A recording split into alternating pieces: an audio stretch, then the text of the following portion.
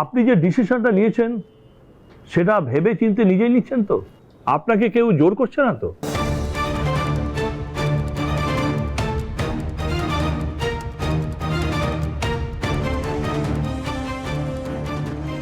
ভেবে বলুন, আপনি যদি অভিযোগ প্রত্যাহার করে নেন তাহলে কিন্তু কেসটা ডিসমিস হয়ে যাবে, তারপর আর কিছু করা থাকবে না। শুধু তাই নয়, আহিরি সেনের ওপর থেকে যদি একবার অভিযোগ প্রত্যাহার করে নেন তাহলে কিন্তু পরবর্তীকালে যদি আবার অভিযোগ করেন বেশ বেগ পেতে হবে।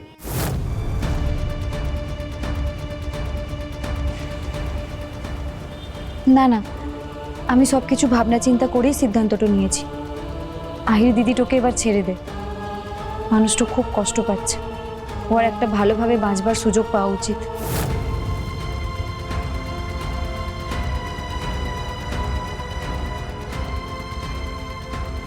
আর আমার মনে হয় আহিরি দিদিটা আর কোনো গন্ডগোল করবে না, ভালোভাবে বাঁচবে। তাই আহিরি সেনের বিরুদ্ধে আমি যা যা অভিযোগ করেছিলাম সব তুলে নিচ্ছি।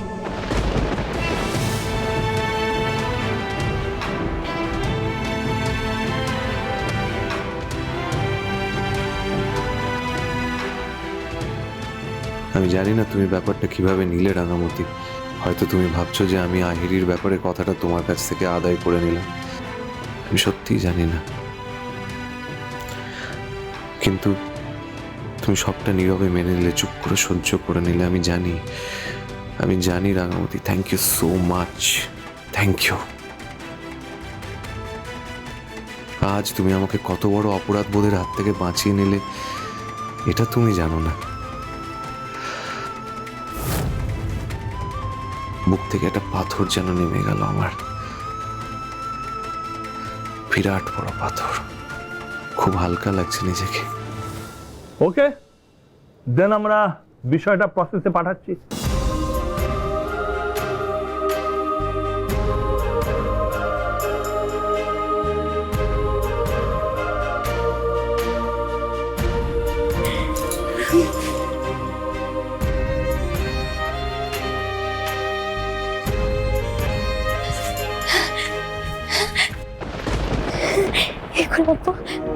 আমি আবার তোমাকে কাছ থেকে দেখতে পাবো, আমি আবার তোমার সঙ্গে থাকতে পারবো। আমি আর কোনো অন্যায় করবো না, কখনো না। তার শক্তি ধনুক তীর, সে যে লক্ষ্যে ভীষণ স্থির, সেই মেয়েটির কপাল জুড়ে সিঁদুরে লাল মেঘ।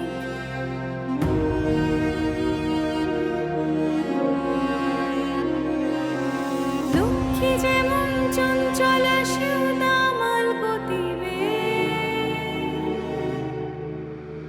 সে যে ছিনিয়ে নেবে জয়, পাবে নতুন পরিচয়।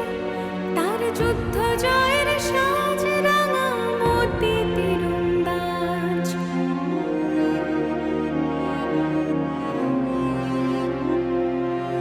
সেই মেয়েটা নিয়ম ভাঙা, জন্ম অসহায়।